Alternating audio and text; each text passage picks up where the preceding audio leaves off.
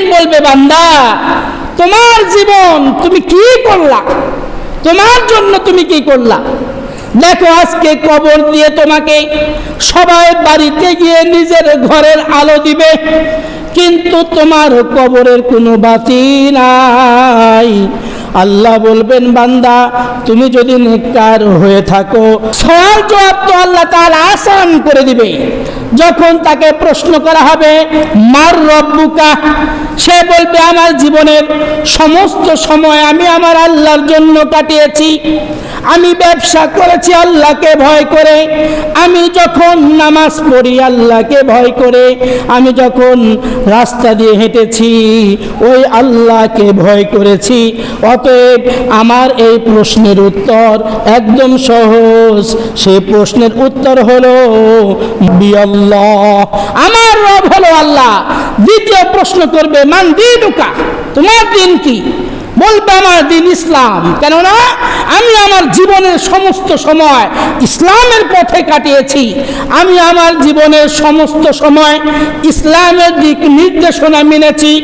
আল্লাহ তাআলা কোরআনে যেটা হুকুম দিয়েছেন, যেটা হালাল বলেছেন সেইটা হালাল মেনেছি, আর যেটা হারাম বলেছেন সেইটা হারাম মেনেছি।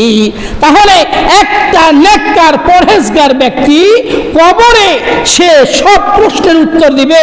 3 নাম্বার যখন বলবে মান হাদার রাজুল, এই ব্যক্তিটা কে, বলো তুমি কি চিনো?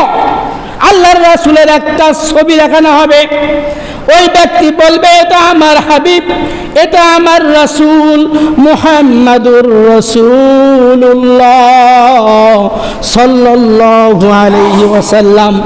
কেননা আমি আমার রাসূলের সুন্নতের উপরে থাকতাম।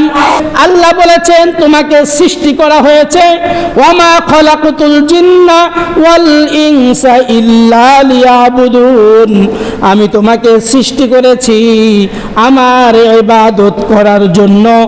আর তোমার ব্যবসা বাণিজ্য, তোমার খাওয়া দাওয়া, তোমার প্রত্যেকটা কাজ যদি আমি রাসূলের আদর্শে হয়ে যায়, তাহলে তোমার প্রতিটা কাজ হবে ইবাদত, প্রত্যেকটা কাজ ইবাদত হবে। কেননা আল্লাহ বলেছেন আমি আমার বান্দাকে ইবাদতের জন্যই সৃষ্টি করেছি, অন্য কোনো কাজের জন্য সৃষ্টি করি নাই। তখন সাহাবায়ে কেরাম বললেন, ইয়া রাসূলুল্লাহ, তাহলে কি আমরা ব্যবসা বাণিজ্য করব না? আমরা কি তাহলে শুধু মসজিদের মধ্যে জিকির আজগার, কোরআন তেলাওয়াত আর নামাজেই ব্যস্ত থাকবো?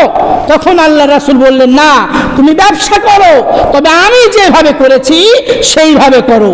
তুমি রাস্তা দিয়ে চলো, তুমি ডান দিক দিয়ে যাও, আমি যেইভাবে গিয়েছি সেইভাবে যাও।